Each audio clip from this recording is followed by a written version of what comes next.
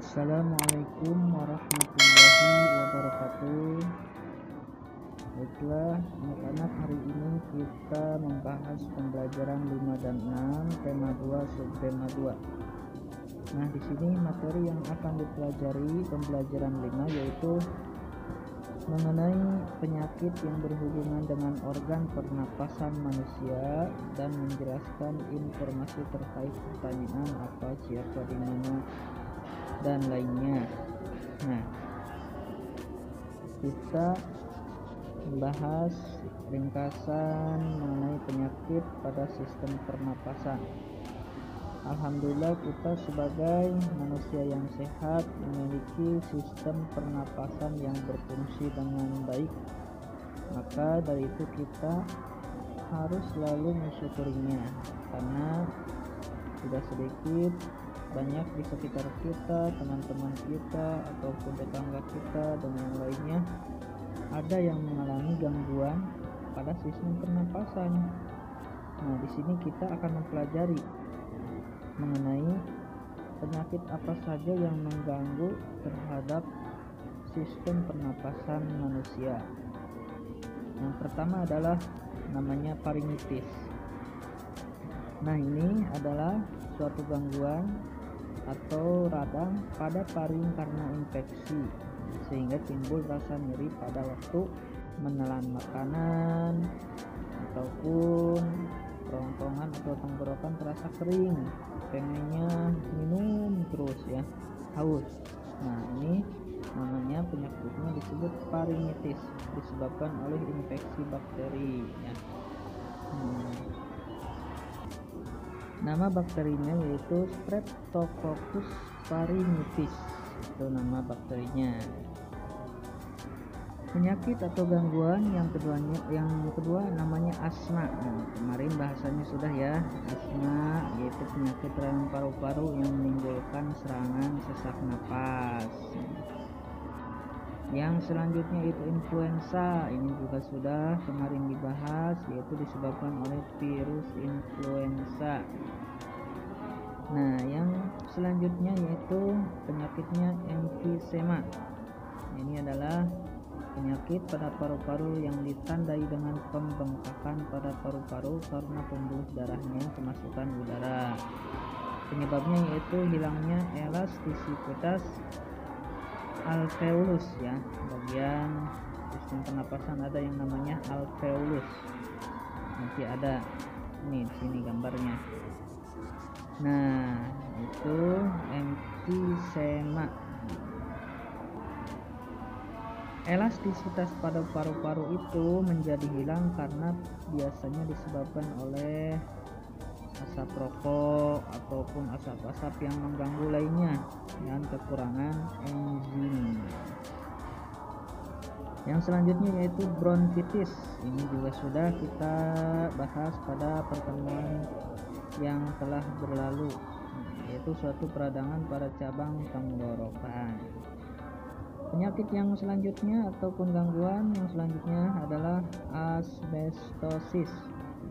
Nah, ini adalah suatu penyakit saluran pernapasan yang terjadi akibat menghirup serat-serat asbes ya, biasanya tuh dimana pada paru-paru terbentuk jaringan parut yang luas. Nah, ketika serat-serat asbes itu terhisap, nanti di paru-paru akan mengendap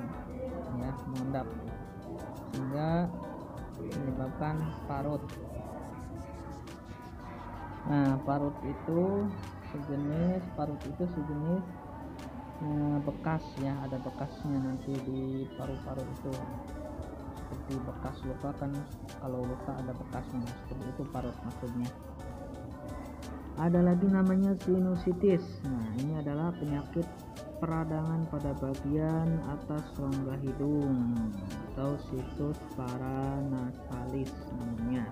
Sebabnya apa? Oleh infeksi bakteri ataupun jamur atau virus, atau menurun kekebalan tubuh dan yang lainnya. Yang selanjutnya yaitu tuberkulosis. Ini sudah kemarin bahasan yang lalu kita bahas.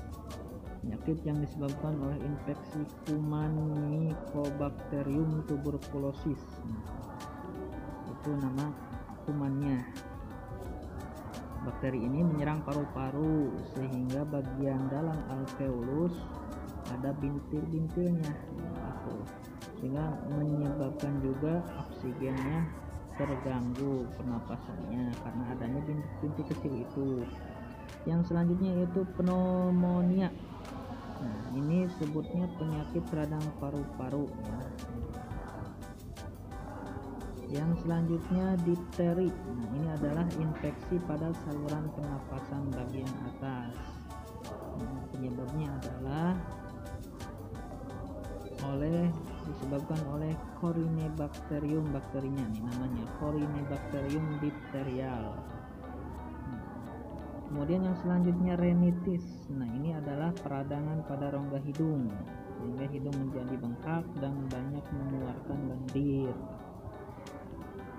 Yang selanjutnya yaitu infeksi saluran pernapasan atas atau disingkatnya ISPA. Ini adalah merupakan penyakit yang menyerang sistem pernapasan manusia bagian atas, biasanya hidung ataupun laring, tekak ya, dan tenggorokan.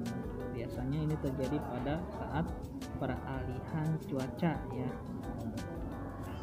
Hampir sama dengan influenza penyakitnya, tapi beda namanya, ini adalah ISPA.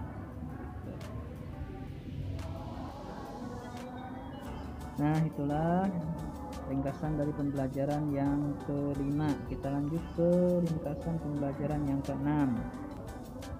Di sini materi yang akan kita pelajari yang dibahas yaitu tentang musyawarah, masih tentang musyawarah ya. Dan juga bahasa Indonesianya itu nanti ada pada evaluasi saja. Musyawarah di sini apa sih musyawarah itu? Musyawarah adalah membicarakan permasalahan bersama-sama untuk mendapatkan keputusan ataupun kesepakatan sehingga menghasilkan mufakat ya. Itu musyawarah ya. Ciri-cirinya apa aja musyawarah itu? Nah, yang pertama, musyawarah dilakukan oleh lebih dari satu orang. Jangan satu orang ya. Kalau satu orang namanya bukan musyawarah, harus lebih dari satu orang. Yang keduanya, ciri-cirinya semua orang memiliki kedudukan yang sama ya. Artinya semuanya kedudukannya sama, boleh